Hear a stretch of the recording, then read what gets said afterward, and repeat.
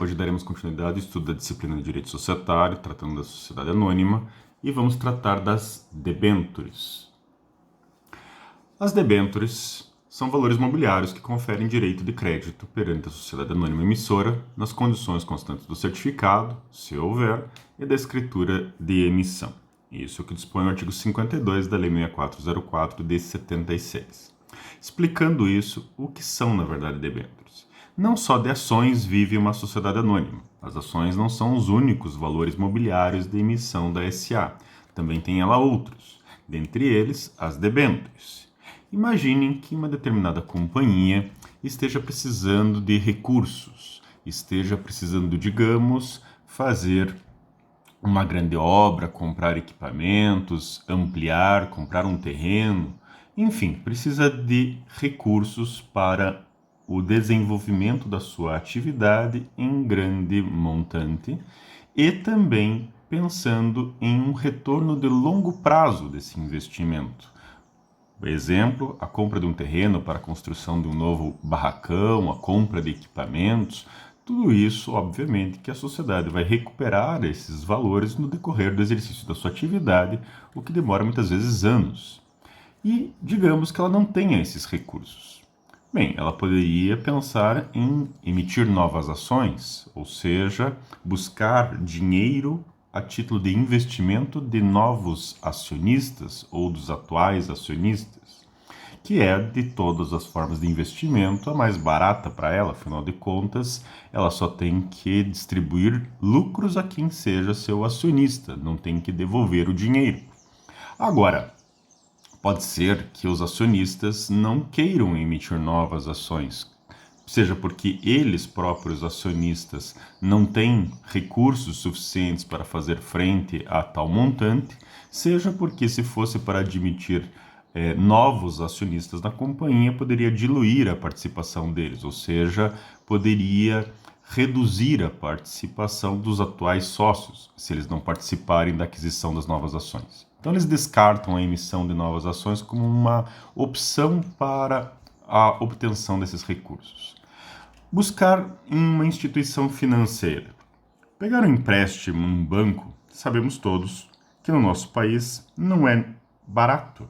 Nós temos vários problemas, digamos assim, ao buscar um financiamento bancário, seja a remuneração exigida pelo banco, os juros, seja eventualmente o prazo que o banco oferecerá para a devolução do principal, seja a garantia que porventura o banco exija para o pagamento do empréstimo que está sendo feito, ou seja, todas as condições dessa operação acabam sendo basicamente definidas pela instituição financeira que está concedendo o empréstimo e normalmente em condições que aquele que ficará devendo não terá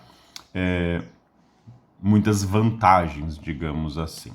Agora imaginem que a companhia pudesse eventualmente chegar para potenciais interessados e dizer o seguinte: você vai me emprestar, digamos, R$1 milhão, eu vou te devolver esse R$1 milhão daqui 10 anos, vou remunerar esses R$1 milhão a, digamos, 1% ao mês e não vou oferecer garantia nenhuma. E se quiser, é isso. E a pessoa a quem ela está oferecendo esse negócio pensa: eu tenho R$1 milhão, então nesse caso o montante não me preocupa. Há 10 anos para o pagamento desses R$1 milhão não me assusta também, porque estou buscando uma aplicação, um investimento de longo prazo, então 10 anos para mim é um tempo razoável.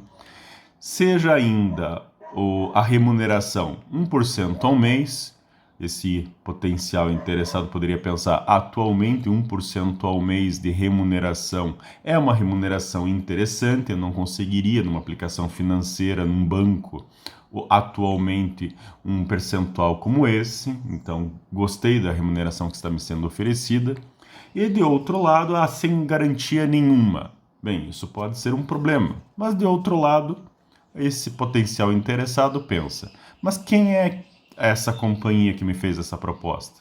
É uma companhia que tem um patrimônio de 100 milhões de reais, está ampliando, está crescendo, está buscando recursos para comprar um novo terreno, ou seja, a probabilidade dela não conseguir arcar com esta obrigação é muito baixa. E garantias normalmente se exige quando se tem dúvidas quanto à solvabilidade do devedor. Então esse potencial interessado pensa, o fato de não ter sido oferecido garantias não me preocupa também. Gostei da proposta, vamos fazer negócio. Prazer, debêntures. Exatamente é isso a ideia das debêntures. É como se fosse um empréstimo que a companhia irá fazer. A questão aqui é que ela vai emitir valores mobiliários que vão representar esse valor que ela vai tomar emprestado. Não é um contrato de mútuo, são valores mobiliários, debêntures, regidos pela lei da sociedade anônima. Cada debênture tem um valor e as condições deste empréstimo estão expressas na escritura de emissão dessas debêntures, ou seja, prazo, remuneração, forma de garantias, enfim, tudo aquilo necessário para o credor. E o debenturista, o titular das debêntures, é credor da companhia, precisa saber para poder exigir o seu direito depois. Portanto, estamos tratando uma relação de crédito. E, obviamente, então, as debêntures devem prever a remuneração, o rendimento que ela oferece ao debenturista. E a debênture pode estabelecer como remuneração juros fixos ou variáveis. Juros fixos, o exemplo que eu dei, 1% ao mês.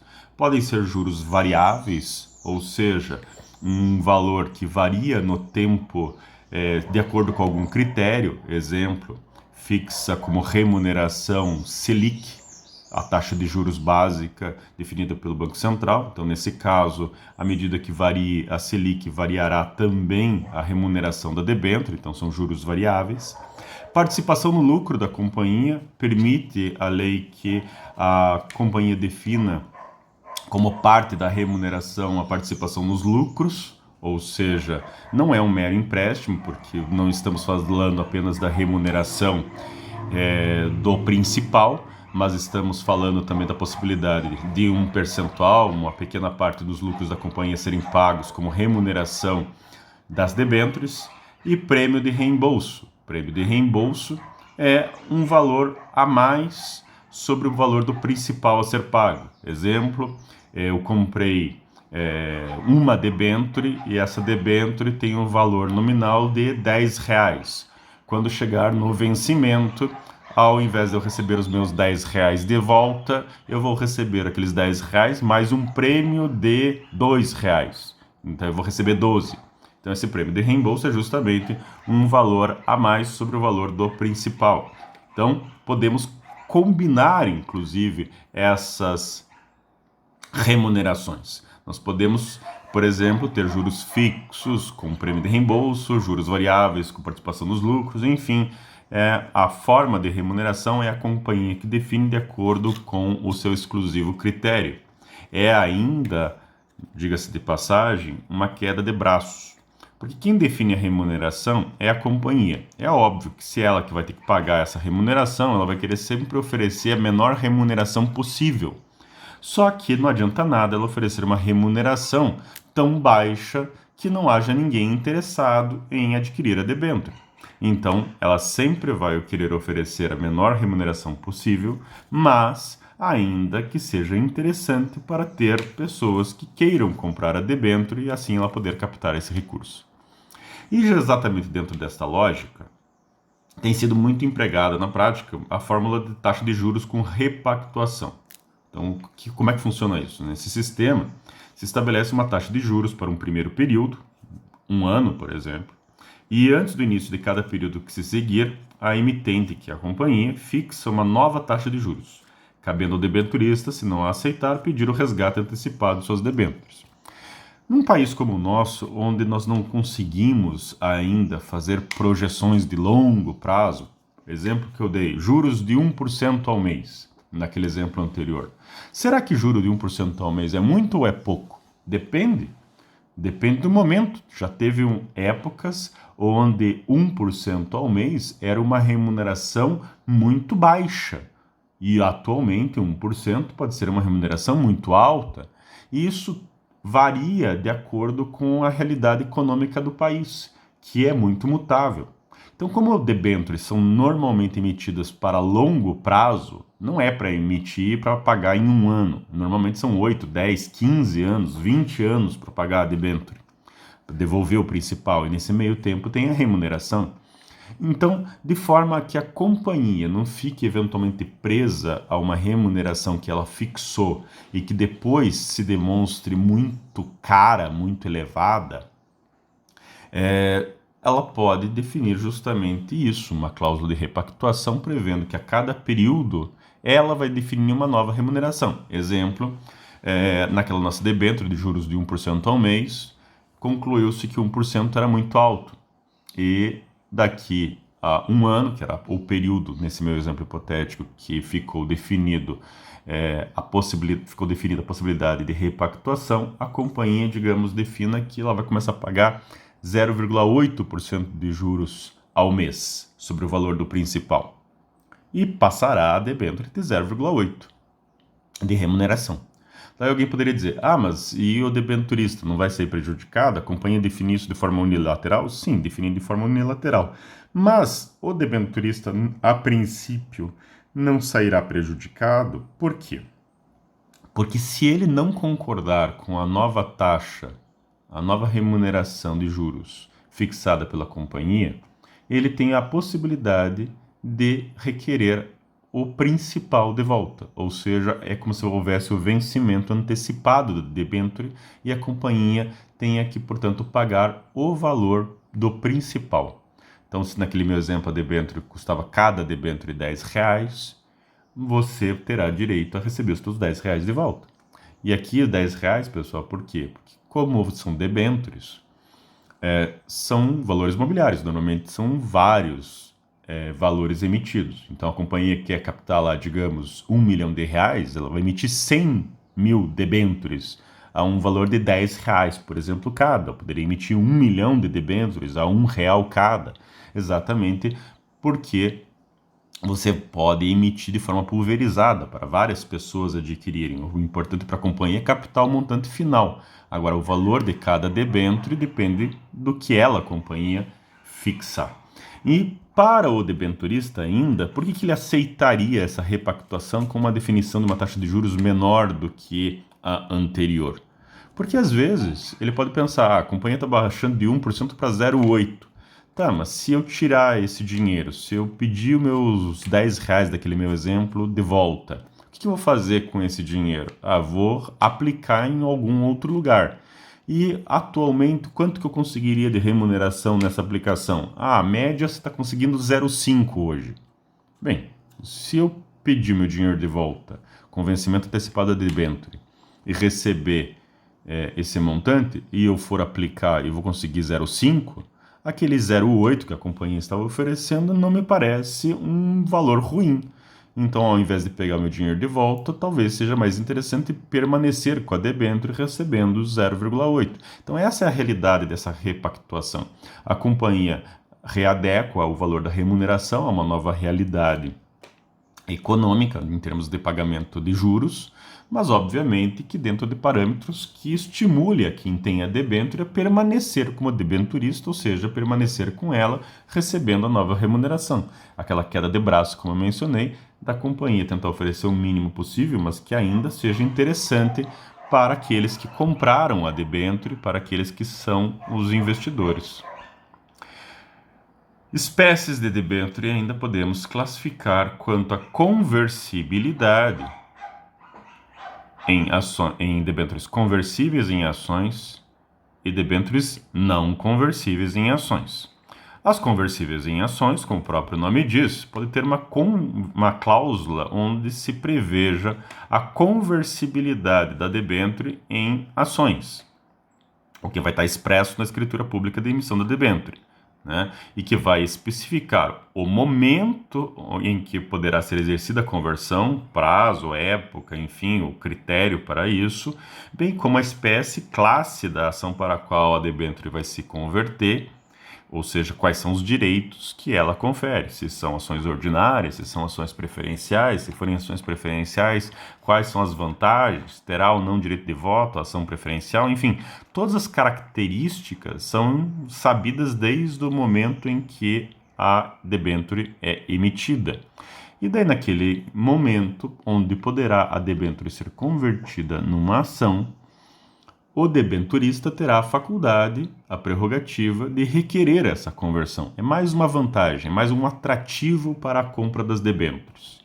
E nesse caso, se ele exercer essa prerrogativa, deixa ele de ser credor da companhia e passa a ser acionista. Ele deixa de ter uma debênture e passa a ter ações correspondentes à conversão. E não precisa nem ser conversão 1 para 1, ou seja, não precisa ser uma debênture para uma ação. Pode, digamos, uma debênture ser conversível em 100 ações.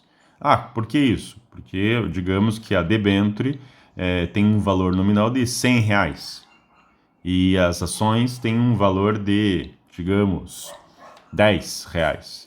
Então, cada debênture poderia muito bem ser convertida em 10 ações daquela determinada espécie ou classe. Então, nesse caso, o critério da conversão está definido quando da emissão da debênture. Para a companhia, pode ser interessante, porque como é uma vantagem a mais oferecida ao debenturista, talvez ela consiga oferecer uma remuneração, um rendimento menor para a debênture, porque aquele debenturista talvez esteja interessado no potencial ganho que possa ter com a valorização das ações da companhia. Se chegar naquele momento da conversibilidade e entender que as ações são um negócio melhor do que as debêntures, ele pede a conversão, senão ele continua como debenturista e recebe o valor do principal de volta. Ou ainda, vantagem para a companhia, de que se ele converter a debênture em ações, ela não precisará devolver o principal para ele, porque ele passa a ser sócio como outro acionista qualquer, e só terá direito à participação dos lucros como qualquer acionista teria, dentro das condições previstas na emissão daquela ação. Ou seja, é uma forma da companhia ter a possibilidade de oferecer uma vantagem que não seja uma remuneração. E para o debenturista, esta vantagem pode lhe garantir o direito de se tornar sócio da companhia. E, portanto, só tem duas possibilidades, ou ela é conversível ou ela não é conversível em ações. A não conversível é a básica, nada dito, ela não é conversível e o debenturista só terá direito de receber, além da remuneração, o valor do principal pago pela debênture quando do vencimento dela. Quanto às garantias, podemos classificar as debêntures ainda quanto às garantias, tendo garantia real ou garantia flutuante, ou ela é uma debênture quirografária, ou ela é uma debênture subordinária. Com garantia real, a companhia oferece um bem específico em garantia para a satisfação da obrigação. Novamente, os debenturistas são credores, e como credores, podem ter interesse em ter uma garantia do adimplemento da obrigação do principal, não só da remuneração, mas também da devolução do dinheiro. E nesse caso, imaginemos que ela ofereça em hipoteca um terreno para a garantia do pagamento das debêntures. Então, ela será uma debênture com garantia real. Com garantia flutuante. Com garantia flutuante, a companhia oferece todo o ativo dela desonerado de quaisquer ônus como garantia. Ou seja, aqueles bens que a companhia possui que não estejam garantindo especificamente nenhuma outra obrigação ficam como garantia do adimplemento da debênture. Por que flutuante? Porque essa garantia varia no tempo. Quanto mais ativos desonerados a companhia tiver, maior a garantia. Mas isso impede que a companhia ofereça bens em garantia ou aliene bens no curso da existência dessa debênture? Não. Então, quanto menor os ativos que a companhia porventura tenha desonerados, menor será a garantia também. Daí alguém poderia me perguntar, mas que garantia é essa se ela não é fixa, Se nós estamos tratando basicamente do que você está oferecendo como garantia são os bens do devedor, e isso é o básico. A questão é que, uma vez oferecida a garantia flutuante, é o credor entendido como um credor com garantia. Ou seja, ele terá um privilégio numa eventual falência se comparado a outros credores. Não estará no patamar da garantia real, mas será considerado um credor com privilégio. Quirografária. A expressão quirografária é justamente aquela que dá a entender que não há nenhum tipo de garantia ou tratamento especial ao credor. O credor quirografário é aquele credor comum, é a base da pirâmide. Então, numa eventual falência, paga-se numa ordem os credores, ordem definida na Lei de Falências, 11.101 de 2005, que são os credores trabalhistas até 150 salários mínimos por credor e os de acidente de trabalho, sem limite. Em segundo lugar, pagos esses, vai para os credores com garantia real até o limite do bem dado em garantia. Depois desses, com garantia real, vem dívidas tributárias. Pagas as dívidas tributárias, sobrou recursos, vai para os credores com privilégio especial. Depois, paga-se com privilégio geral. E, finalmente, pagos todos esses, se sobrou dinheiro, finalmente chega-se nos credores quirografários, que são os credores comuns, sem garantia. Então, nesse caso, como eu disse, é o credor da base da pirâmide. Podemos não oferecer garantia nenhuma ao debenturista, e nesse caso, ela será tratada como quirografária.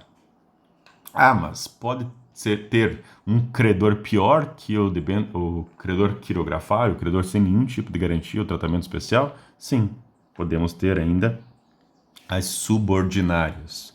Subordinárias por quê? Porque ficam subordinadas ao pagamento de todos os demais credores. Então, na lei de falências, depois dos quirografários, se pagos todos os quirografários, sobrou dinheiro, que já estamos aí num ponto de quase utopia, na medida em que se conseguisse pagar todos os credores quirografários, provavelmente não era caso de falência, mas pagos todos os credores quirografários, pagam-se multas de todas as naturezas. Pagou o principal, então tem como pagar multas, seja de natureza tributária, contratual, trabalhista, o que quer que seja. Pagas todas as multas, aí sim pagam-se os credores subordinários, que são basicamente crédito de sócios da sociedade e aquelas definidas em contrato como tal. E nesse caso, as debêntures subordinárias teriam essa característica. Alguém poderia me perguntar: professor, mas quem é que vai querer ser um credor subordinário? Pode ser que muita gente, na medida em que, como eu mencionei anteriormente, garantias só se exige quando há dúvidas quanto à solvabilidade do devedor. Se você não tem dúvida nenhuma que ela vai conseguir pagar, não tem por que se preocupar com garantias. Exemplo, imaginemos que uma companhia como a Petrobras resolva emitir no mercado 10 milhões de reais em debêntures. E, neste caso, essas debêntures serão pagas em 10 anos. Pergunto a vocês, para a Petrobras, o que representa 10 milhões de reais? Dentro da realidade dela, 10 milhões de reais não é nada. E, portanto, qual que é o risco, qual que é a probabilidade desses debenturistas daqui 10 anos não receberem o seu crédito, o seu valor? Próximo de zero. A probabilidade da Petrobras quebrar nos próximos 10 anos é zero. E, portanto, não oferecer garantias não assusta credor nenhum. Nesse caso, a emissão de debêntures subordinárias seria até esperada. Pense você como investidor, você na mesma companhia, com essas características, como eu dei da Petrobras, você preferiria ter uma remuneração de 1% ao mês com uma debênture subordinária ou receber uma remuneração, digamos, de 0,6% ao mês, mas com uma garantia real? Obviamente que entre a garantia e a remuneração seria o foco, na medida em que não há maiores riscos do inadimplemento da obrigação principal ao final.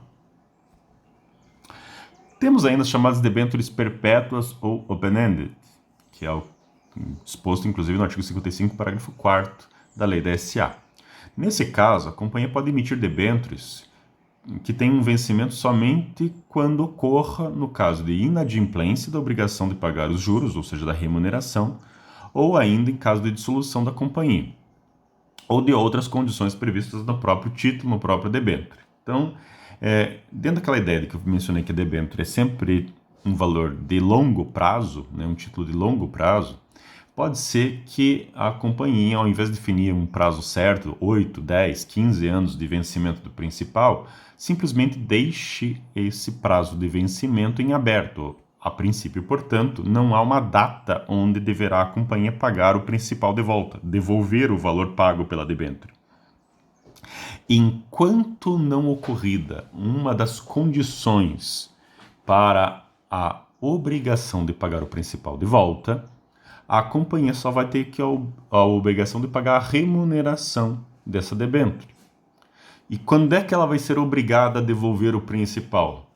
Basicamente, somente em duas hipóteses. A primeira, se ela deixar de pagar a remuneração. Deixou de pagar a remuneração, automaticamente considera-se vencida a obrigação principal e a companhia não só vai ter que pagar a remuneração que ela está em mora, vencida, mas ainda terá que pagar o valor principal da debênture, o que justamente estimula a companhia a não atrasar nunca o pagamento da remuneração fixada no debênture, exatamente para evitar o risco do vencimento antecipado da debênture open-ended.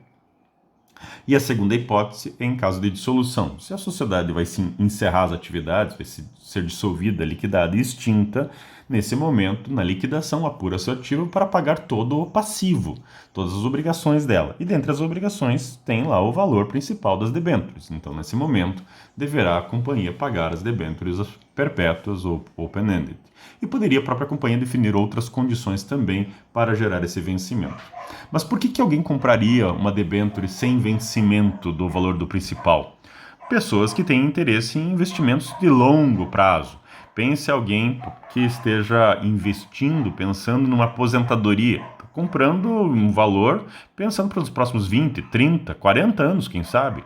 E, portanto, se a remuneração oferecida é uma remuneração interessante, por que ter o seu vencimento, receber o dinheiro de volta, para daí depois ter que pegar esse dinheiro e tentar buscar uma outra aplicação mais interessante ou que talvez não tenha as mesmas vantagens que teria anterior?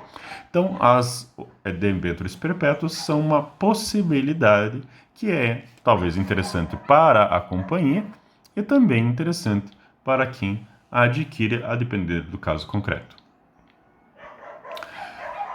Agora vamos tratar de outro valor mobiliário de emissão da sociedade anônima, que são as partes beneficiárias. As partes beneficiárias são valores mobiliários sem valor nominal, ou seja, não tem nenhuma relação com capital social, e que asseguram ao seu titular um direito de crédito também perante a companhia, um direito de crédito eventual perante a sociedade anônima emissora, consistente na participação dos lucros anuais desta. Portanto, o detentor de parte beneficiária também é tratado como credor da sociedade. Ele não é sócio, ele é credor.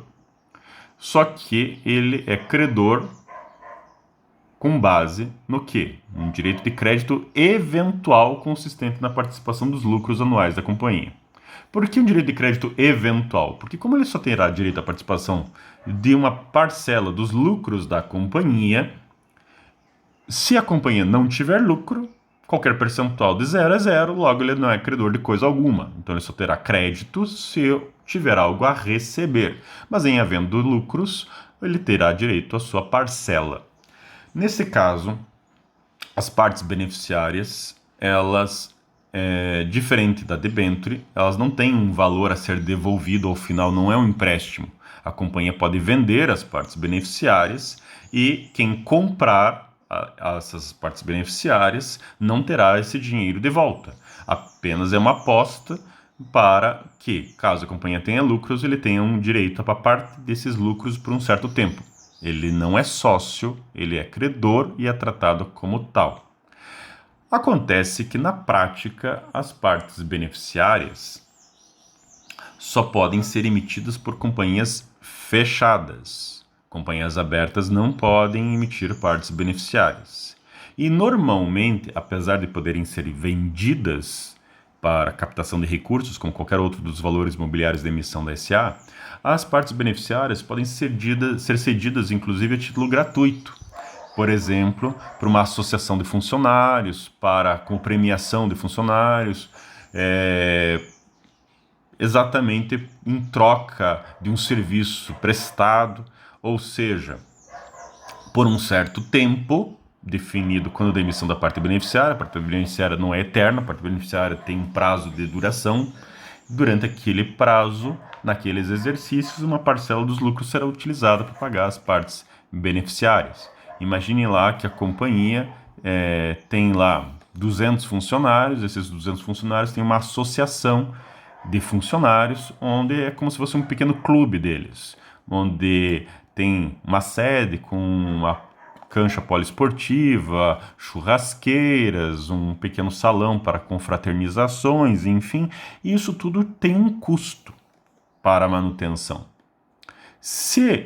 E esse custo não é da companhia, esse custo é dos funcionários que têm a associação e criaram ela. Só que a companhia poderia querer auxiliar na manutenção dessa associação, desse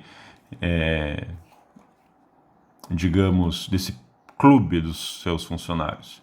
Só que como é que ela vai transferir recursos para a associação? Simplesmente, se ela entregar dinheiro, seria doação, e doação, inclusive, tem reflexos tributários em relação a isso.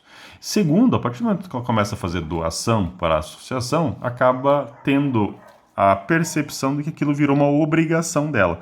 Se ela deixar de fazer esses repasses, é bem provável que gere problemas de relacionamento com seus funcionários. Aquilo que originalmente era uma benesse, apenas e tão somente uma liberalidade, de repente passa a ser vista como uma obrigação, um dever. Então esse não é o objetivo. Mas imagine então que a companhia faz o seguinte: ela vai passar uma parte dos lucros que ela tem anualmente, ou seja, quanto mais lucros ela tiver, maior será o repasse. Quanto menor lucro ela tiver, menor será o repasse. E, portanto, até um estímulo para que a companhia vá bem para os seus funcionários trabalharem bem, gerando bons resultados para eles mesmos, inclusive nesse caso. Então, como é que ela poderia fazer? Ela emitiria partes beneficiárias, cederia a essa associação de funcionários, e essa associação receberia uma parcela dos lucros periodicamente durante o prazo de duração da parte beneficiária, e não havendo lucros num determinado exercício, não teria nenhuma obrigação da companhia fazer qualquer repasse a ela, porque simplesmente qualquer percentual de zero é zero. Mas, novamente, somente companhia fechada pode fazer isso. Companhia que tem ações em bolsa no mercado de valores imobiliários não pode emitir partes beneficiárias. E, por fim, bônus de subscrição. Bônus de subscrição é o valor mobiliário que atribui ao seu titular, durante um determinado prazo, o direito de adquirir ações da emitente a um preço de emissão determinado ou determinável segundo critérios pré-estabelecidos. Ou seja, o bônus de subscrição garante ao seu titular o direito de, prioritariamente, em primeiro lugar, antes de qualquer outro, comprar ações da companhia. Quais ações, a que preço, em que condições, tudo isso estará previamente previsto e determinado quando da emissão do bônus. É a ideia de de você estar comprando o direito de comprar ações diretamente da companhia. Dentro da ideia de que quando a companhia for emitir novas ações, a companhia terá que oferecer aquelas ações primeiro para quem detém o bônus. Exatamente como se fosse ele comprando o primeiro lugar da fila. Tá? Então, dentro da ideia de que você já comprará com um preço previamente determinado ou determinável, segundo critérios pré-estabelecidos, né? Imaginemos que a companhia não esteja emitindo ações agora, mas pretende fazê-lo no futuro e justamente chega para potenciais interessados e diz: vou emitir ações no futuro, não estou emitindo ações agora, mas vou fazê-lo no futuro. Quem quer ter o direito de comprar diretamente de mim, companhia, essas ações que eu vou emitir no futuro a um preço de R$10 cada? Estou vendendo a 10 centavos o bônus para você ter o direito de comprar de mim a R$10 as ações no futuro. Quem estiver recebendo essa oferta pode pensar, no futuro, quando essa companhia for emitir essas ações, pelo que nós estamos projetando, essas ações vão estar valendo R$15. É uma projeção, é uma aposta. Então, pagar 10 centavos, nesse meu exemplo hipotético, para ter o direito de, no futuro, comprar diretamente da companhia a um preço de R$10, é um ótimo negócio. Se eu acho que ela pode estar valendo 15, pagar 10 centavos para comprar por 10 é um excelente negócio. E daí, chegando no momento, quando a companhia for emitir essas ações, se essas ações estejam valendo, digamos, R$12, era uma projeção, uns 15, né? Ainda é um bom negócio. Afinal de contas, eu prefiro comprar diretamente da companhia a 10 ao invés de comprar no mercado a 12. Mas poderia muito bem essas ações estarem valendo R$9,50, fazer conta. Bem, a companhia vai ter que oferecer primeiro ao detentor do bônus, só que ele tem a prioridade por R$10. E nesse caso, pode ser que ele pense, bem, se for querer comprar ações da companhia, eu prefiro comprar diretamente no mercado a R$9,50, porque eu vou pagar R$10 por ação. E nesse caso, ele não exerce o direito que ele comprou o bônus e ele perde o bônus, porque o bônus tem um momento para o seu exercício, não exercendo ele, você o perde. E nesse meu exemplo, ele perderia aqueles 10 centavos. Ele pagou pelo direito de lhe ser oferecido primeiro as ações quando da sua futura emissão a um preço previamente determinado. Se ele não quiser comprar, ele não tem o dever, não tem a obrigação, ele tem o direito de lhe ser oferecido prioritariamente naquelas condições. Se ele não quiser, simplesmente ele perde o bônus. Para finalizar, o bônus de subscrição só pode ser emitido naquelas companhias onde haja a figura do capital autorizado. O capital autorizado está previsto no artigo 168 da Lei da SA, Lei 6404/76, e prevê expressamente que o Estatuto pode conter autorização para aumento do capital independentemente de reforma estatutária. Como é que funciona? No Estatuto Básico estaria dito mais ou menos assim: o capital social é de R$1 milhão dividido em 1 milhão de ações ordinárias de valor nominal R$1 cada, por exemplo. Então, está expresso no Estatuto o valor do capital e o número de ações que ela possui. Mas poderia muito bem a companhia... detalhe. E nesse caso, se ela quiser emitir novas ações, obrigatoriamente ela vai ter que alterar o Estatuto. Toda vez que ela for emitir novas ações, ela vai ter que alterar o Estatuto, porque o número de ações está previsto no Estatuto. Agora, se a companhia, quiser ter a figura do capital autorizado, poderia muito bem o Estatuto prever assim: o capital social é de R$1 milhão dividido em 1 milhão de ações ordinárias, mas já autorizado o seu aumento até o limite de R$3 milhões com a emissão de novas ações ordinárias, por exemplo. Nesse caso, a companhia poderia ir emitindo aos poucos novas ações ordinárias, nesse meu exemplo, porque o capital autorizado expressamente menciona que ela poderia emitir novas ações ordinárias. Então, só terá a companhia que alterar o estatuto para a emissão de ações quando ela atingir aqueles R$3 milhões do meu exemplo. Então era R$1 milhão o capital social dividido em 1 milhão de ações, mas já autorizado o seu aumento até o limite de 3. Quando chegar em 3, usou todo o limite e daí a partir daí pode alterar o estatuto, inclusive com um novo capital autorizado. Ele vai emitindo ações aos poucos até atingir aquele limite. Como o bônus prevê a prerrogativa do detentor em comprar ações que no futuro a companhia irá emitir, essas ações já têm que estar previstas, ou seja, essa autorização de emissão dessas ações já tem que estar prevista, e portanto a emissão do bônus é dentro do limite do capital autorizado. Por hoje é só. Obrigado.